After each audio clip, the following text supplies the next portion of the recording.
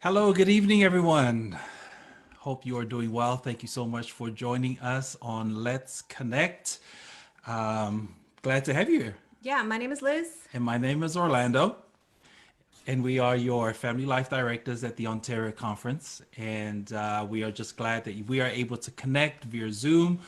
Definitely the times that we are in, there is a lot going on with our families, and especially with this COVID-19 season that we are in. But we are glad that we are able to be here and that you are joining us.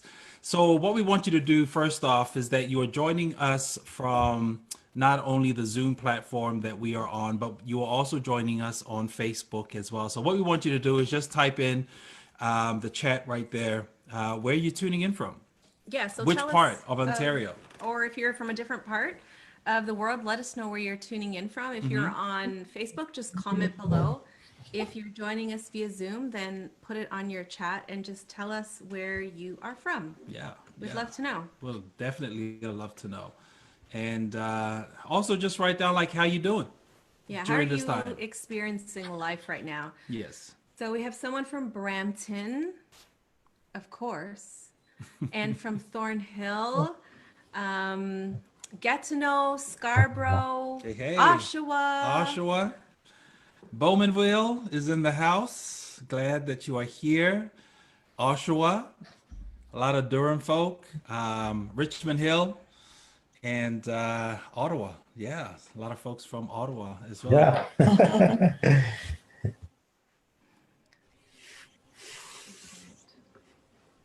Oh, awesome. We're There we so go. glad you're here. And we are not alone. I think if you can see our special guests, Claudio and Pamela, if you guys can see them, can you just like wave to let us know that you can actually see them? Okay, fantastic. And we want to welcome our special friends this evening, Claudio and Pamela Consuegra. They're good friends of ours, and we're so glad that you included us in your schedule because I know that you're very Yes. busy and you've been doing lots of Zoom presentations for all over North America and different parts Of the of world. the world. So thank you for being here. Yeah. Yeah. For those of you who are unfamiliar with our friends, Pamela and Claudio, I'd love to just tell you a little bit about them. They are our family ministry directors for the North American Division of Seventh-day Adventists. Claudio has served as a pastor in various conferences throughout the United States. He's also been a law enforcement, hospital, and hospice chaplain. He is a marriage and family counselor and has been a conference departmental director and administrator. He holds a doctorate in family ministry from Andrews University. And our friend Pamela has a background in Adventist education. She has served as a teacher, an academy principal, and a superintendent of schools. And Pamela holds a PhD in leadership from Andrews University. They have such collective, so much experience between the two of Yep. them. They have written so many books that really benefit childhood, you know, junior high, high school, marriage, pre-marriage, grandparenting, just this rich library of resources that they have poured into while they have been at the North American Division. They have two wonderful daughters, Diana, who's an English teacher, and Hadassah, who is a general surgery resident. And they have two son in laws, Gregory, who works as a speech and language pathologist, and Andrew, who is a Navy airplane technician. Pamela and Claudio are passionate about building strong, healthy marriages, and they're also extremely easy to communicate with. When you meet them, you know that they're going to be speaking from their hearts to your heart. Yep. Yep. And so this evening, we are so glad that you're here to kind of just pour into us as parents of teenagers. Yeah. Yeah. Yeah. So we're just going to bring them on and welcome Doctors Consuegra to the Ontario and beyond webinar here this evening. Thank you so much for joining us. Thank you. We're delighted to be with you. We were just talking before we went online. We were talking about the weather, and it looks like it's just a little warmer up there than it is here, or maybe it's a reverse. We're happy to be here. We canceled all our trips just to be here today with you. That's right. How are you both surviving during this time? I know that it's very different in terms of schedules and work, but how are you both coping? Well, for us, we're used to being together all the time because we work together side by side. We travel together. So it is a little different being at home together, Hmm. actually, but we're enjoying it. His office is on the second floor, mine's on the first floor That's of the perfect. house.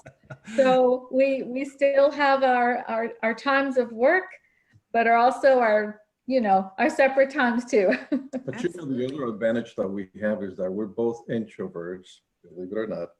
So it's okay for us to not be together all the time. It's okay if we're not talking all the time. We don't have to be mingling with people all the time because, hey, we're introverts, so we recharge our battery by being up by ourselves. So we're good. We're surviving. It's actually been a very productive time as far as writing. We have completed one book. The Oh second my book word. is in the final stage of editing, and the third book is on our computers already Oh, Wow. wow. ready. You guys are like machines. Hmm. Hmm. So it's been a very productive time as far as developing resources and writing. Wow. That's Yes. good. That's really cool. That's good. Wow. Wow. So just a quick question. I know that there are a lot of titles that you have written together, and more that are to come. What are some of the areas that you have written on? Well, one of our key focuses has been parenting. Hmm. And the reason for that is we like to respond to what's happening in the field. What are the needs in the field? So 10 years ago, when we assumed this job, we immediately did some research and we sent out surveys all across Canada, across the United States, and we asked families one question: what is your main issue as families that you need some help on, that you need some resources on? And the number one response that came back was parenting. Hmm. And Wow. so as a result of that, the first three books we wrote three parenting books as a direct response to the needs in the field. Hmm. Right. Hmm. Of course, we had the privilege and the honor of writing the Sabbath school lesson for That's last year in right. the second quarter and the companion book. So we not only emphasize parenting, but family as a whole. So we have a member retention program that is geared through the family, and it's called Welcome to the Family, and a discipleship book, which is called A Follower of Jesus. The Sabbath school lesson, of course, was family seasons, and the companion book as well. Have two devotionals, one for family and one for parenting. Family Faith is a devotional. Yes. And of course, grandparenting. Grandparenting, one of our latest books that we have released, is a book on grandparenting. Hmm. I mean, I think we don't understand God's purpose for grandparenting. And Mhm. we think our role ends with parenting, but that's so far from the truth, and it's so far from what Deuteronomy tells us. Teach them to your children and your grandchildren. Yes. So our latest book that we have released is a book on grandparenting. Hmm. Yes. And And the and ones that all of we're the books. working on have to do with the family cycle, finishing the family cycle. So we're doing our marriage book that goes along with our marriage, our couples retreat. And also the one that we are just starting is on premarital preparation. The one that we already finished is the one, it's a training program for family ministers, directors at the local conference and the local church. So again, we try to cover the different areas that family is involved in. Right. Our prayer is that by the time we leave this office, that we leave with the library of resources that cover family issues from birth till death. So that truly is our goal, and that's what we're working to as we see this library of family resources that we're writing. Wow. Very, very awesome. Yeah. And thank you so much for that. Thank you. Because it does help us as families, as couples, Yep. as parents. Yep. But we really want to give the time to you. We're going to have a short word of prayer, and then you'll just go ahead with your presentation. Just before we go into the prayer, just to let everyone know, there are opportunities to ask questions. And so please just use, if you are on Facebook, just write them. We have our computer open, but also for those who are joining us via Zoom, please just write it in the chat, and hopefully we'll be able to get to those questions and ask our presenters this evening. Okay, let's pray. Dear God, you are so good. You are so great. There's nothing that you cannot do. And we just ask a blessing over this meeting and every parent and every household represented. Open our hearts and our minds. In Jesus' name I pray, amen. Amen. Amen.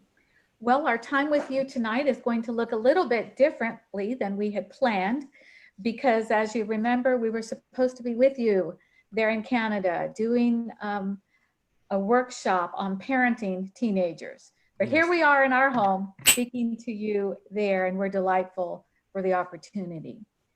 Our presentation has taken a little bit of a detour and different turn tonight because we realize that we're all dealing with quarantine.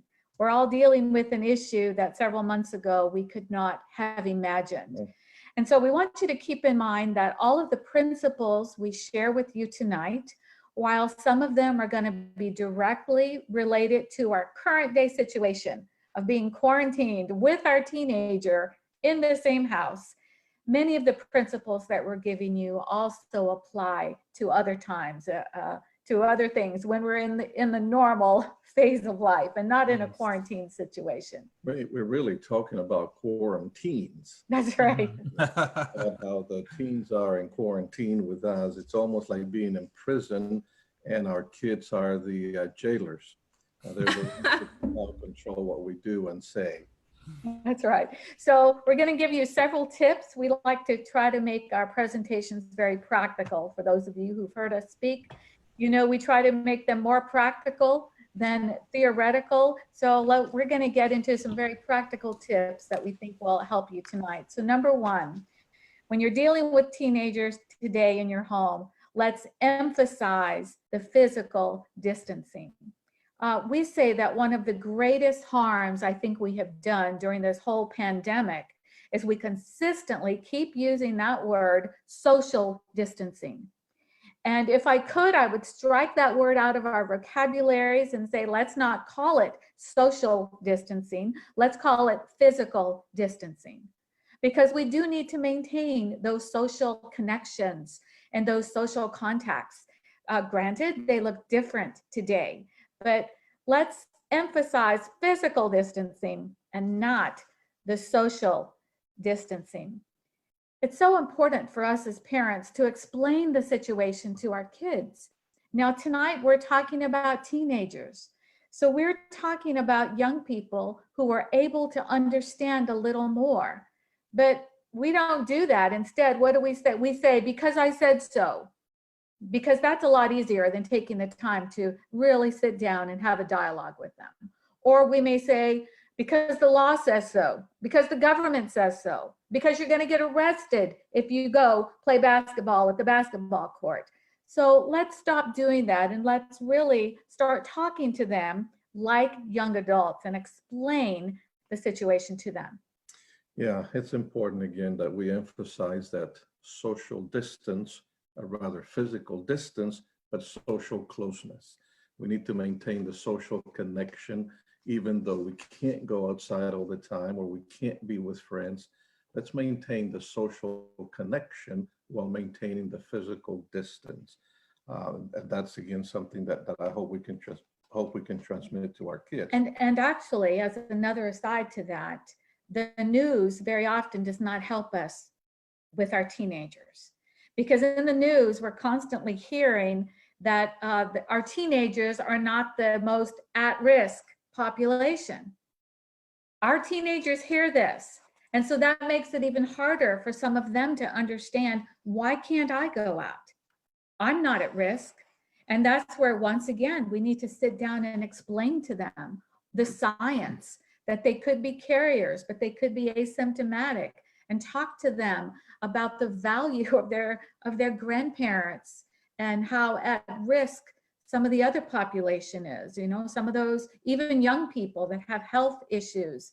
Once again, education is power. So let's educate our young people and not just be too quick to push them aside and say, because I said so.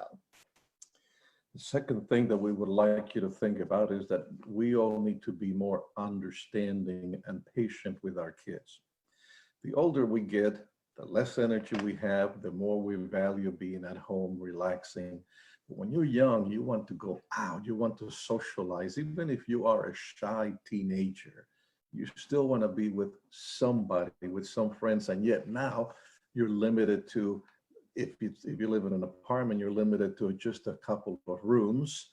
If you live in a house, maybe you have a few more rooms, but maybe a little bit of the backyard, but it's physical area that you have, not physical contact that you have.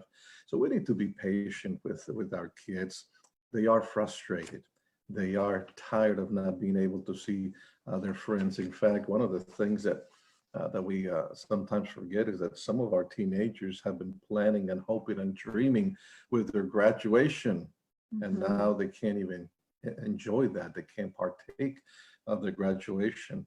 Again, some of us, we might have missed our college graduation or master's or doctoral graduation, whatever, and we may think, so what's the big deal?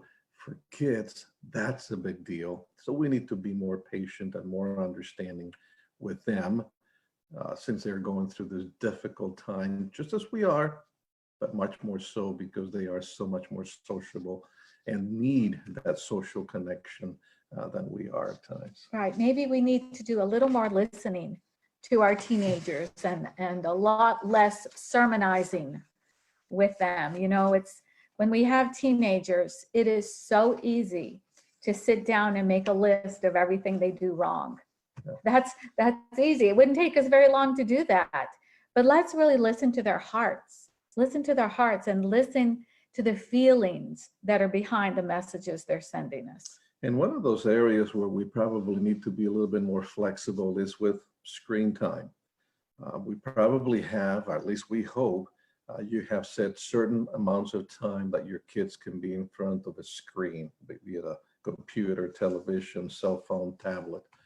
Normally, we would say, limit the amount of time that your kids spend in front of the TV or in front of a screen.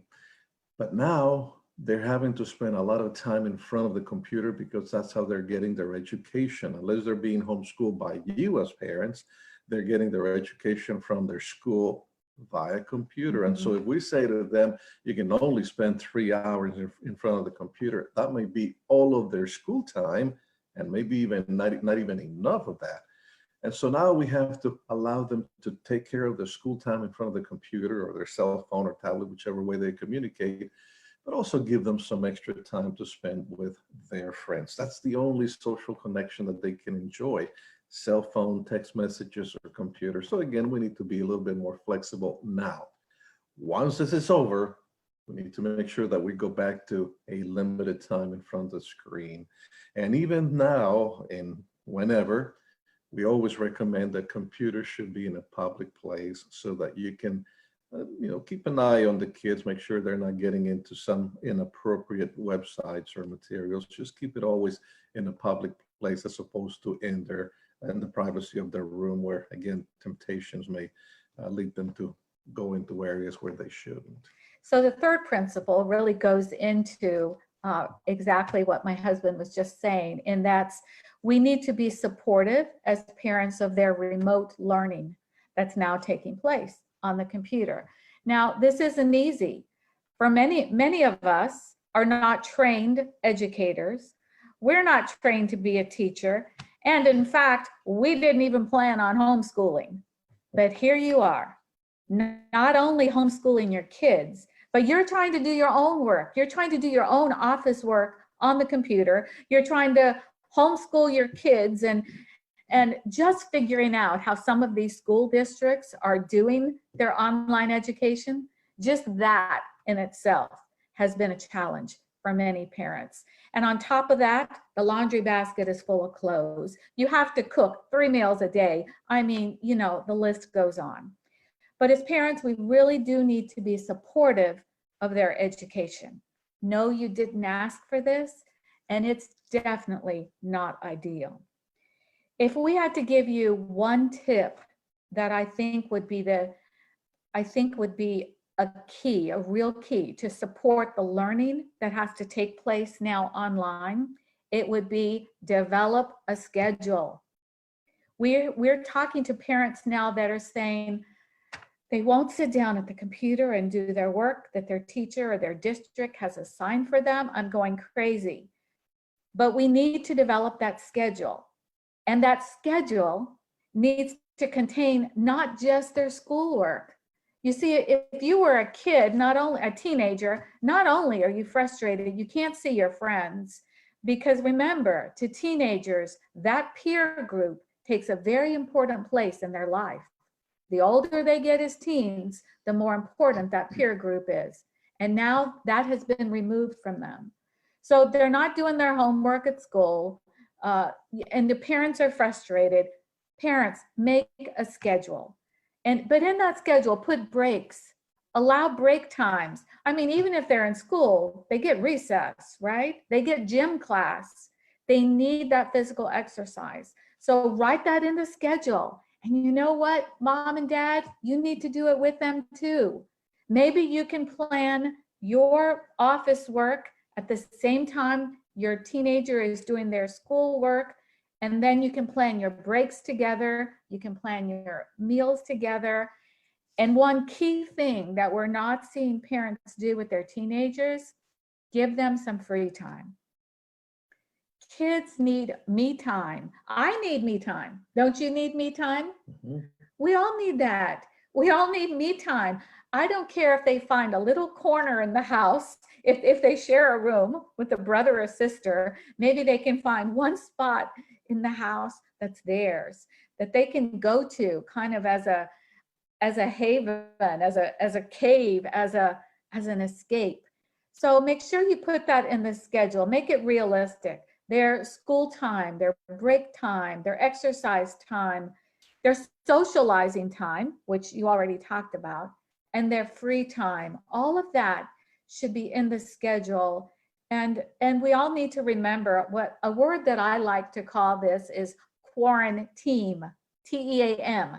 You know, you called it quarantine time, but why not also call it a quarantine? That here in my house, everyone that's in my house, us, husband, wife, and the kids, that we're a team and we're a quarantine. So let's sit down and do this schedule together, and let's make sure we all work together as a team, you know, regarding the meals, regarding laundry, regarding everything that's on that schedule, that we work together as a team to accomplish it.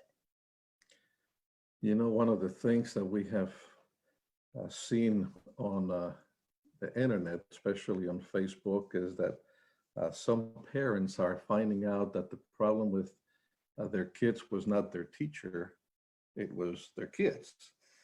You know, they complain about how their teachers were not taking care of their kids and they were so mean and all that.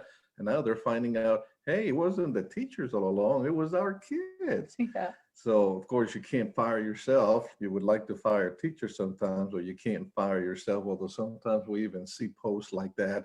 You know, second day of the quarantine, I want to send the kids to a different room or to a different teacher or things like that. It's like, oh, so now parents are realizing that maybe their kids are not as easy as they thought, and the teachers were not as hard as they thought. I saw on Facebook today that one mom had written, can somebody please tell me the number to call for the substitute teacher? So yeah, that's how some parents are feeling, is like, oh, I can't do this anymore. But hang in there, mom and dad. Just make sure you schedule some respite time, those break times and free times. It really does make a difference. Mm-hmm. I don't know if you have any questions. We do have a question that came in. It says, how long should me time for a teenager be on a typical day, considering they're getting breaks and screen time already? Well, screen time, I understand they are getting screen time, and we're going to talk about some antidotes for some alternative things to giving them all the screen time. We're going to get to that in a few minutes. But as far as breaks, that's why I said when you develop this schedule, develop it as a family. Sit down with your child And I think, you know, it's amazing really how responsible sometimes our kids can be when we give them the opportunities. So if we say to them, you know, realistically, how long are you supposed to be online? There's certain school districts that you have to log in at a specific time during certain hours.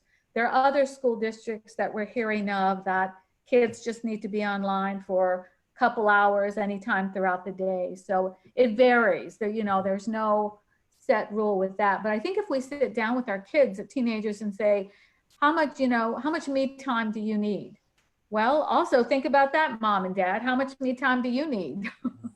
You Yeah. know? And the me time preferably should not be all screen time. That's right. One of the things that apparently is being reported is that kids are now experiencing a lot of problems with their eyes and headaches Wow. related to being to spend too much time with their in front of a screen. And so again, if we have a schedule that says this many hours to school and this much personal screen time, but also personal time away from the screen. How much time is that? Well, it depends on the age of your kids too. Maybe for a younger kid, it may mean so much. For an older kid, it may mean a little bit more. Also remember in that schedule, there should be sleeping time. And so as of this time, all technology is put away so that we can enjoy a good night's rest. Again, our eyes need it, our mind needs it, our body needs it. So once we get to that point, from there on, no more technology.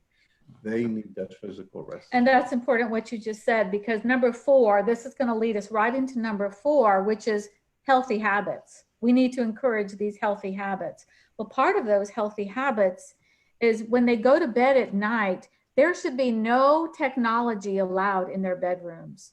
And we say this over and over again, even when we're not in a pandemic situation.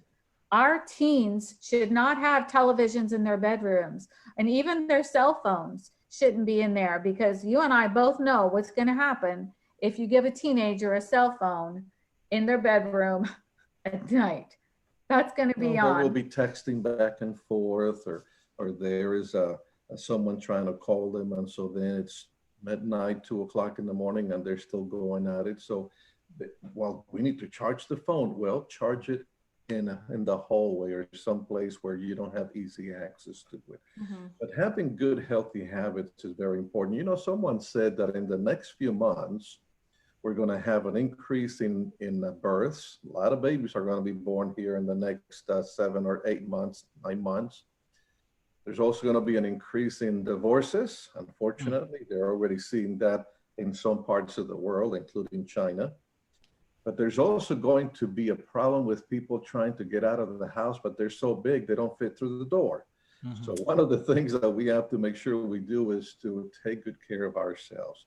Be healthy, exercise, remain active, so that we don't gain so much weight that we're not able to move and they have to hire a forklift to take us out of the house once the quarantine is over.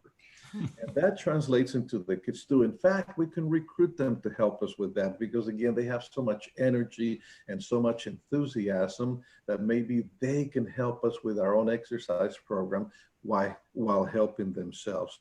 If you have a house and you have a backyard where you can go and jump and do those kinds of things, wonderful, do it together. If you have a small apartment, maybe you can go for a walk around the block 2-3 times a day on a good day, so that you can still breathe some fresh air and get some sunshine and not just be inside the walls all the time. So see how you can work on that health or all those healthy habits now, before you get to the point where you have to then go see a doctor or have to get serious into a weight loss program of sorts. The other thing that doctors are noticing today is I was reading some reports on this. Pediatricians are now noticing that, of course, this shouldn't surprise you since we're talking about teenagers. You know that teenagers typically don't like to get up early in the morning, and they typically like to sleep a lot. Well, what they're seeing now is these teenagers some of them can stay in bed all day. And so there again, the importance of the schedule comes in, that we need to get that teenager up out of that bed and moving and stick to that schedule, that family schedule. They shouldn't be just in bed, lying in bed all day long, you know, which there again, it's not exactly a news flash for some teenagers that they like to sleep. But now that they're given the opportunity, they don't have to get up and go to school. They don't have to get up and catch the bus, you know, or go to work. Some of our teenagers have a job. So for most of them, they're not an essential employee. So they don't have to go to work. So what are they doing? They're sleeping a lot. So we really need to monitor the amount of sleep they get. Usually we say get enough sleep, but for some of our teenagers, we need to make sure that they are awake enough. Right. Right. So just to go back to something that you had mentioned about screen time and not having devices in your room. So, you know, I've heard it before that, you know, just like you're saying, come together as a family, be able to talk about a schedule. And families also can come together and talk about what they can do to make sure that devices are not in the room. So one of the things is all devices are in charging downstairs in the kitchen, and that includes mom and dad's phone too. Absolutely. So how important is that? Critical, because we've seen so many parents who say, for example, you can't watch that movie's not appropriate. But as soon as the child goes to bed, mom and dad will watch the movie. Or mom and dad will say, okay, we have a family rule, no one can talk on the phone, their cell phone, during dinner time. But then all of a sudden dad's phone will ring and he will pull it out of his pocket and say hello, and then say, oh, but you know, that's okay because that's my work calling. Yes. No, the rules that apply to the kids, to the teenagers, must apply to mom and dad. So there should be technology-free zones in the house, for instance, the dinner table, and there should be technology-free times. And sleeping time is one of those. Meal times is one of those. Worship time is one of those. And so again, we have to just set proper boundaries. There's a time for technology and there's time for no technology.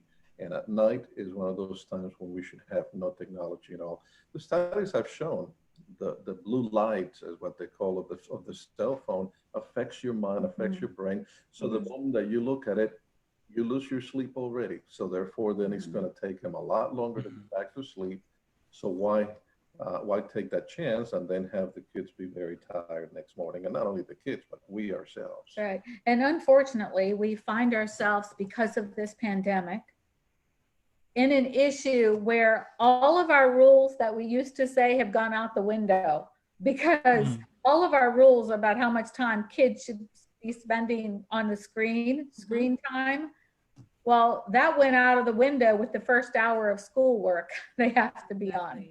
And so we have to realize that we're in a situation where we can't help that, but definitely other than times that they're required to be on it for schoolwork, we have got to get a handle on that and monitor that and make sure that they understand that this is a special circumstance. You know, even though we may be breaking our rule now that you may be on the computer 3 hours a day instead of our limit of a half hour or whatever it is, but they have to understand that circumstances dictate this. Okay. We'll let you go ahead with your other points, and then we'll save our other questions till the end. Okay. And before we move on to the next point, one of the things in talking about healthy habits, we need to also learn to manage stress, not only for ourselves, but for our kids. And one of those things that we need to be aware of is when we are becoming stressed early in the game, so to speak, not when we are stressed and frantic now, but when we begin to see the temperature rising, when we're already feeling uncomfortable, that we use stress relieving techniques, whatever they may be for us. It could be taking a nice warm shower. It could be going for a walk. For some people, just practicing some deep breathing techniques. Probably the easiest one we tell people is to breathe in through your nose to the count of 4, hold it for 1 second, breathe out through your mouth on the count to the count of 4. And don't breathe with your chest, so to speak, but breathe with your diaphragm. In other words, let your diaphragm go down, your belly expands, if you want to say it that way, because by doing that, you're actually allowing more air into your lungs. So you can think about that. So count to 4, breathe in through your nose, hold it for 1 second, and then breathe out through your mouth. When you do that several times, again, when you're beginning to feel stress, and you will see that that helps you to calm down a little bit. And we can teach our kids some of those same stress reducing activities, whether it's taking a hot shower, a warm bath, going for a walk, breathing. Those are some strategies, simple strategies we can also teach our children.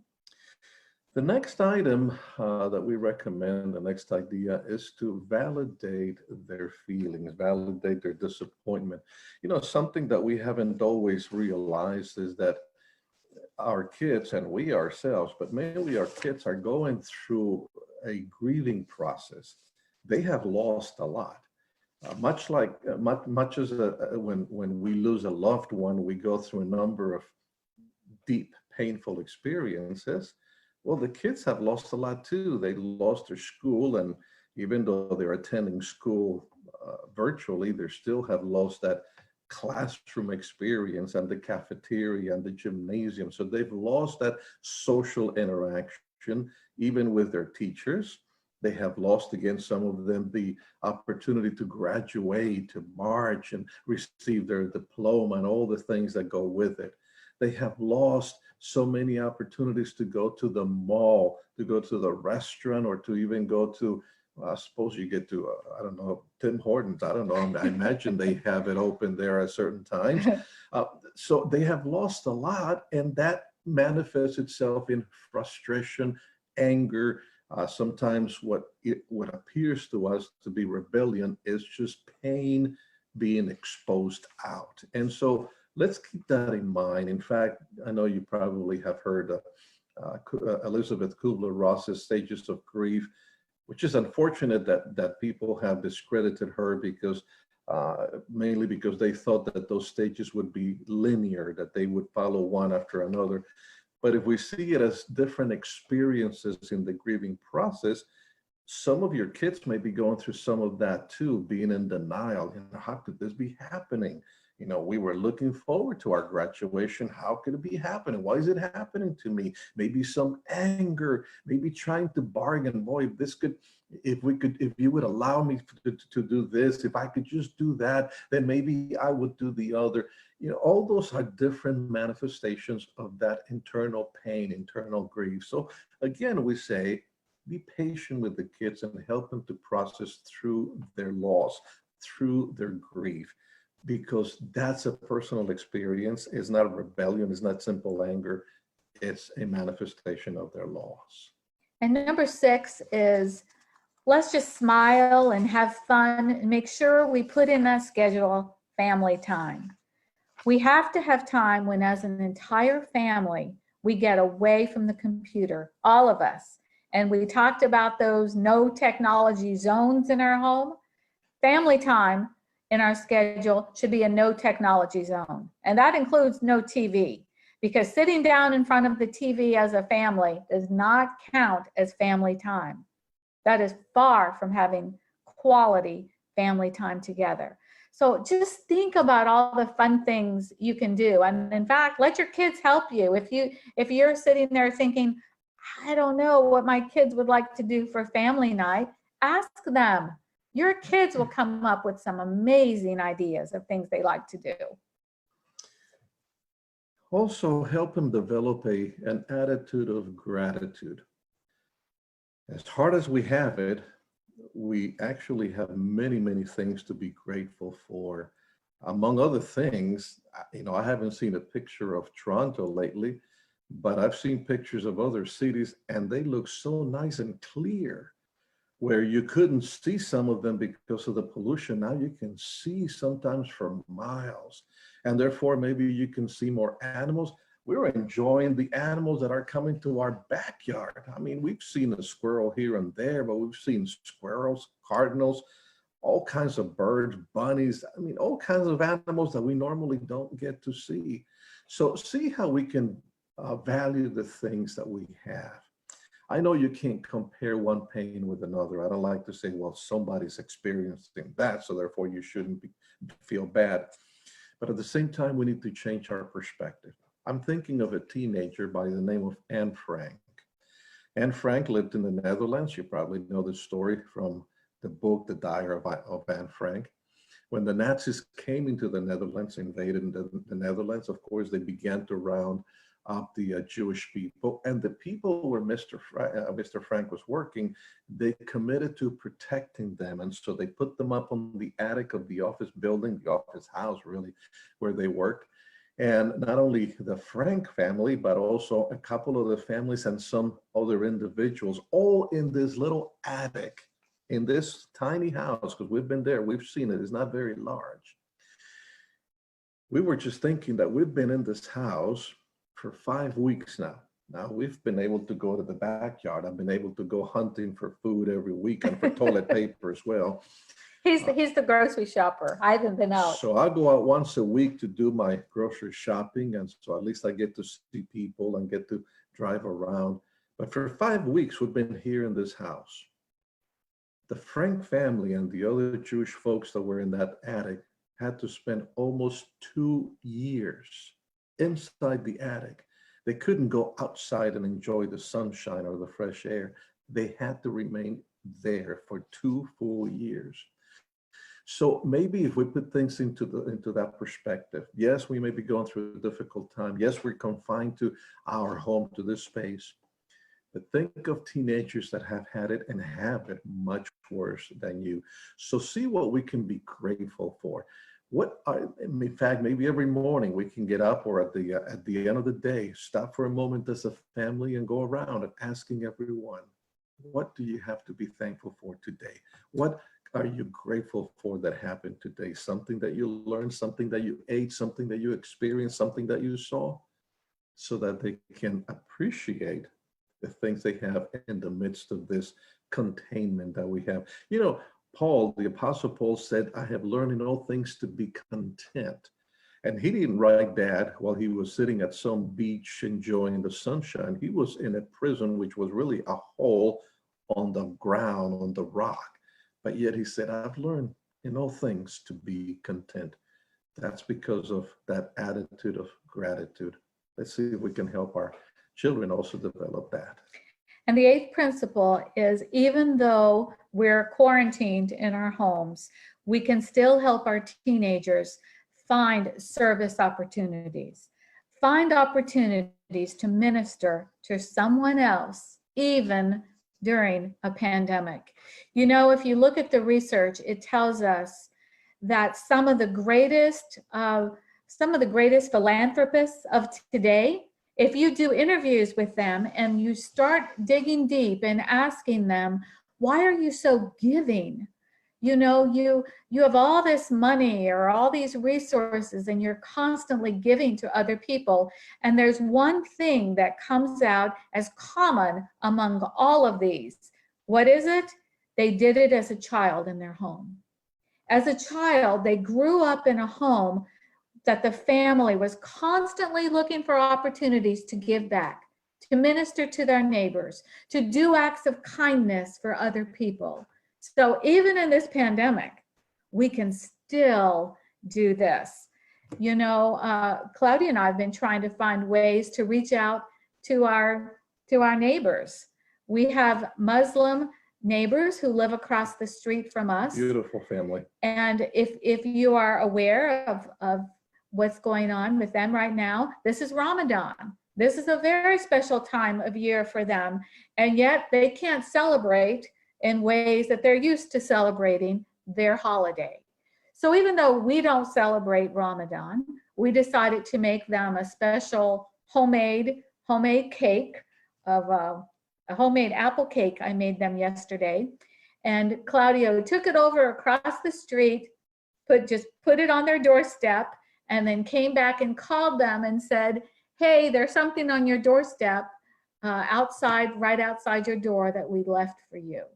Our teenagers can do things like that. If you have teenage girls, get them to or even boys, get them baking bread or baking cookies to deliver to your neighbor. Not for them to eat, but to share with Right, to somebody share, else. making cards, or what if you have an older person, a senior citizen who lives next door to you, and you notice their lawn needs mowing?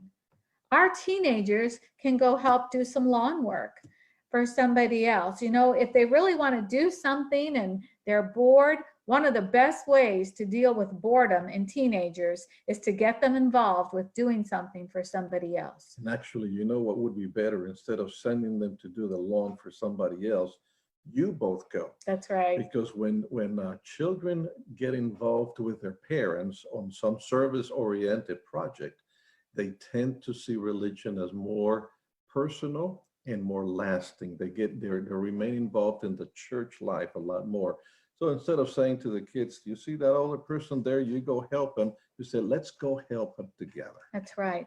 You can still maintain this physical distance that we're under right now and still do acts of kindness for other people.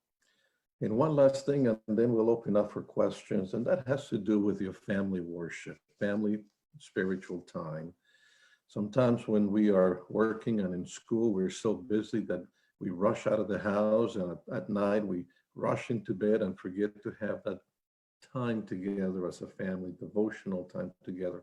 Well, we don't have that excuse now, and so maybe we can develop that new habit that we get up at a certain time. That's why that schedule is so valuable. We get up at a certain time and have our family time together. Doesn't have to be long. In fact, probably shouldn't be very long. It should be age appropriate. Maybe you can get the teens involved in organizing it and planning it.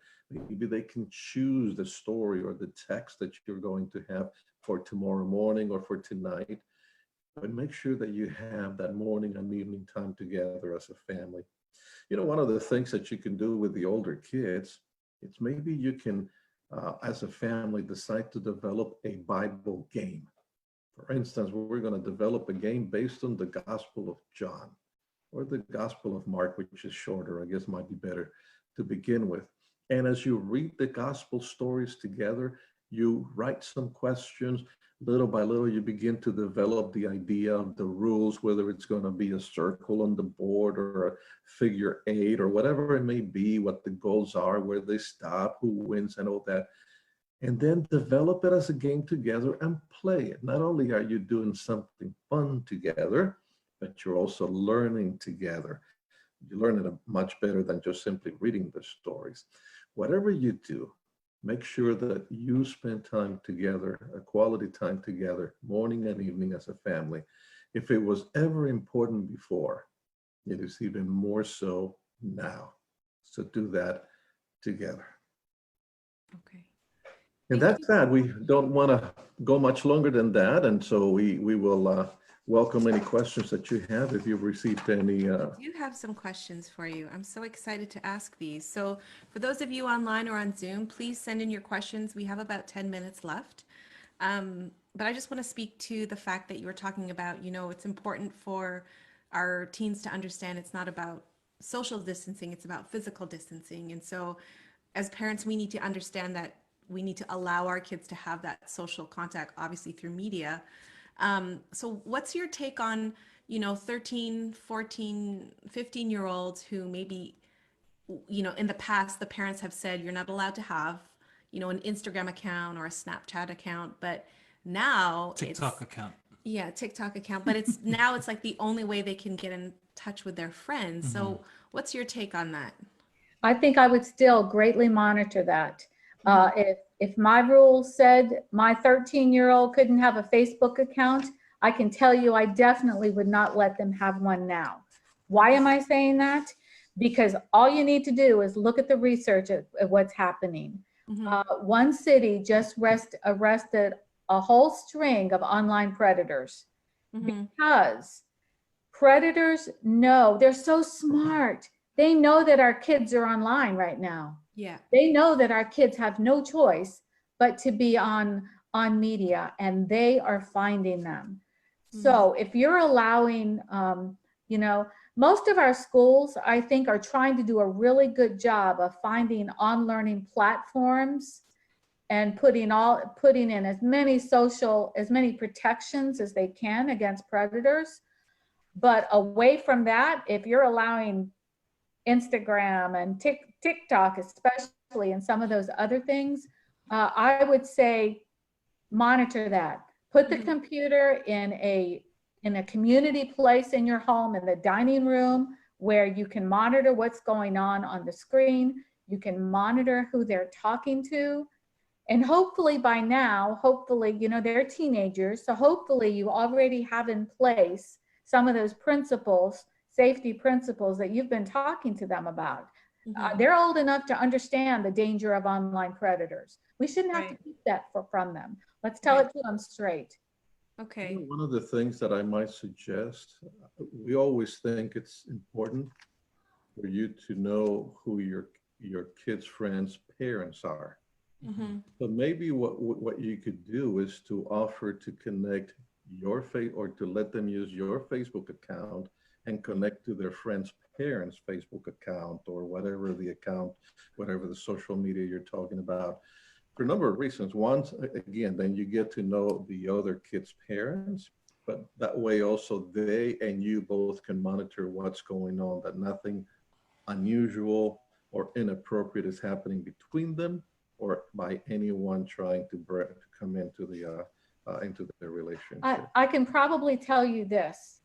If you are changing your rules now and allowing them on social media platforms that up until now have been prohibited, what are you going to do in a couple weeks when this is over? You're not going to be able to pull that back. Once you open the door, it's Right. harder to close. If you open that door and say it's okay now, then you're going to have a hard time saying no in a few weeks. So be very careful to how wide you open that door right now. Okay. There was a question, and it's not in this forum, but it was asked at another forum that we were a part of. And the question was, so you give your child a cell phone, but now, and you're giving it to them when they're young. So now it's been like 2 years, you realize this was not the best thing to do. So they've had all of this access on the cell phone and maybe even set up their own Instagram and Facebook. So what do parents do now? They know that, what are some things that they can do at this moment? They've given them the access. Taking it back will cause, a whole lot of other issues. What can they do? This is what I would say. I would say, take it back. I would say it's okay to sit down with your child and say, I made a mistake. Mercy. But maybe what you can do, instead of pulling back 100%, here's an idea.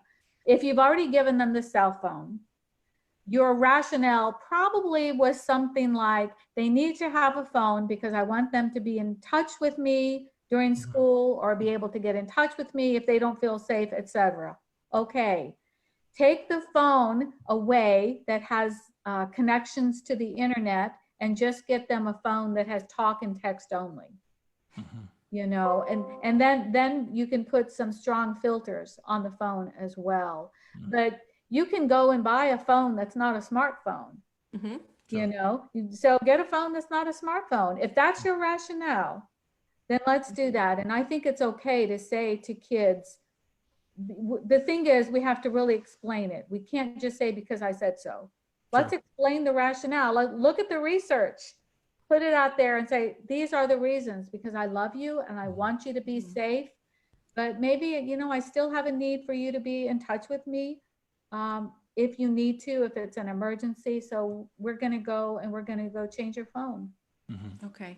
Good.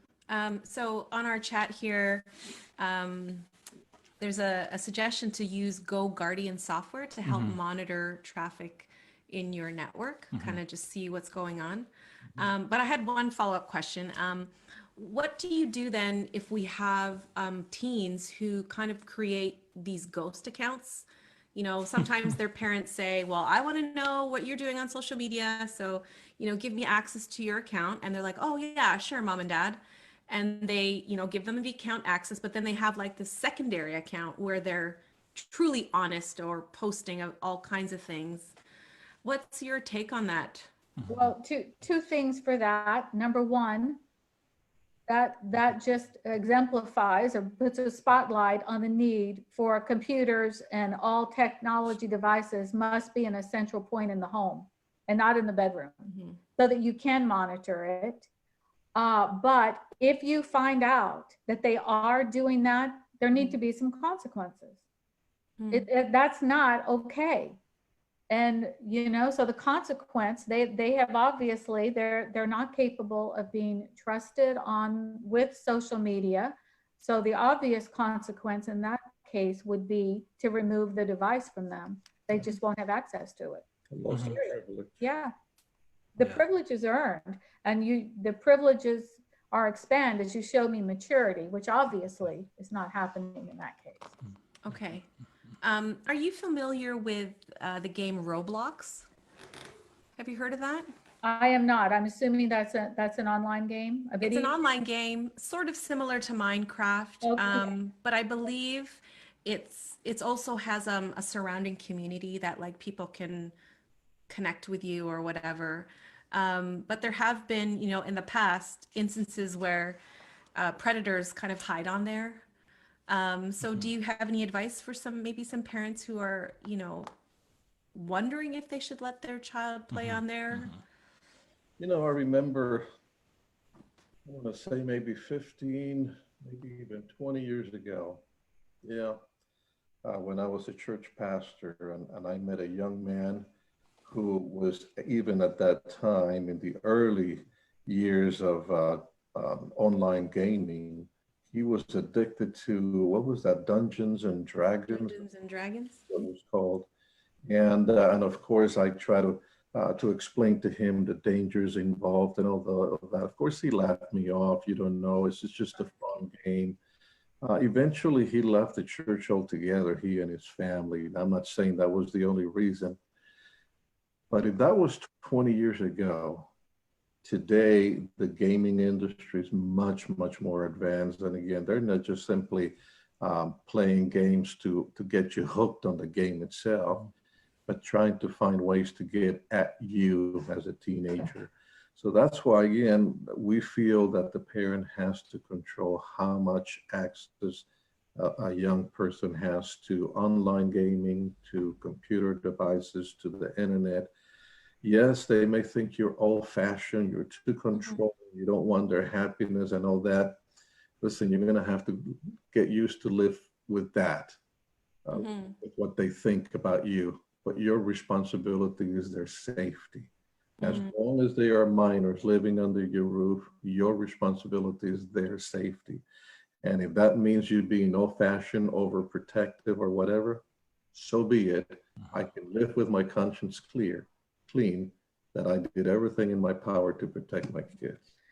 You know, Liz, I'm not familiar with the one specifically that you mentioned, but I am familiar with Minecraft. So I have looked at some of the research on that, and it's probably very similar. What some very, very innocent parents were doing was buying their kid a video game. And what the parents don't realize is that the kids aren't just sitting there playing a game, them on the computer, but the kids know that they can touch certain elements in that game and it will open up another room. And in that room are predators waiting for them. And the parents are not realizing that they're just playing a game. It's not just playing a game. Parents need to educate themselves on some of the dangers, the hidden dangers that are happening with these video games that sometimes as older adults, we're not aware of, but I can promise you, your kids know. Your kids know how to get into those rooms where other people are, and the predators surely know. Okay. Thank you so much Thank for just sharing with us tonight. Really appreciate it. I know that we're scheduled to end. Yes. Yes. And, you know, just before we end, we will give you maybe just one more minute just to kind of wrap things up and just encourage every parent that is here. But just kind of what you were talking about in terms of safety. It is the number one responsibility of the parent And there are some ways, as one who has put it on, Brother Bailey, that when you do get a smartphone, the first thing you turn off is disable the location. So there are smart things to do as parents, when you are getting these devices. But yeah, it's just, I don't want to say common sense, because sometimes common sense is not as common as we would like it. But the safety of your child definitely is in your hands. And so we just want to give you just, last minute, just to kind of wrap things up and just encourage the parents who are on here, who have heard some new things, just to go out and step out in faith and put them into practice. We just want to share one quick thing with you in closing. And I want you, since we're talking to parents of teenagers tonight, I want you to pretend that you have a 13-year-old in your home right now that you're quarantined with. But then I want you to go forward 5 or 6 years, okay, into the year 2031. Let's go. And your 13-year-old today in 2031 is now starting college. So I want you to pretend that that college kid walks through the door of your house and your college kid says, "Hey, Mom and Dad, in history class today, we talked about the 2020 COVID-19 pandemic, and we talked about how really bad it was." Mom responds, "Oh, it was horrible, son. We all had to stay home in quarantine. Our home became a virtual workplace. It was our office, and we had to homeschool you. The malls were closed down. The theaters were closed down. There was no transportation. Your graduation was canceled. The prom was canceled. Don't you remember it, son? You were 13 years old at that time." And the now college kid responds, "What I remember were lots of family game nights. I remember all the scavenger hunts in our backyard. I remember eating dinner as a family every night, the family worships and prayer time together. Honestly, Mom and Dad, that was the happiest time of my entire childhood." So we could make this a horrible time, or it is in our power to make it the most memorable, positive time for our kids. Absolutely. Thank you both so much once Thank again for you. your time and just pouring into each of the families that have been logged on this evening. I'm sure that everything that you have said has resonated, and we hope that God will give us the strength to implement, as we carry on. We pray God's blessings upon you and the work that God has entrusted to both of you. And we hope when all is said and done that one day we will meet physically somewhere. If not here, then definitely in heaven. So please close us off with a word of prayer as we finish off tonight. Father God, what a challenge we have with this quarantine time, but also the fact that we have teens, that we have children who are frustrated, who are sad, who are baffled by all this things that are going on, but also the fact that they can't see their friends and that they have to go to school online, and yet they have limits as to how much time they have to spend online. It's challenging no matter which way we look at it. So Father, I pray for every parent watching and those who are not, that you will give them all the wisdom, the patience, the kindness, the love that their children need during this difficult time. But bless those young people and protect them. They have a curious mind, they have a desire to learn, but unfortunately there are predators out there who want to capture their imagination and their minds, their bodies, in fact. So protect them from all harm and danger. Keep them safe, give them wisdom to make the right decisions, and may they go through this time of the pandemic with as good memories of a family time as possible. So we ask for a blessing on all the families there in Ontario and wherever these good folks may be. And may we all remain healthy and strong as families, I pray in the name of Jesus. Amen. Amen. Amen. Amen. Thank you so much, everybody, for joining with us. Don't forget next week Yeah. at 6 p.m. the Olivers will be with us. And so we can connect again next Monday. Thank you. Consuegras. Have a Blessings good as you evening. write. Blessings to you all. Bye. Thank you.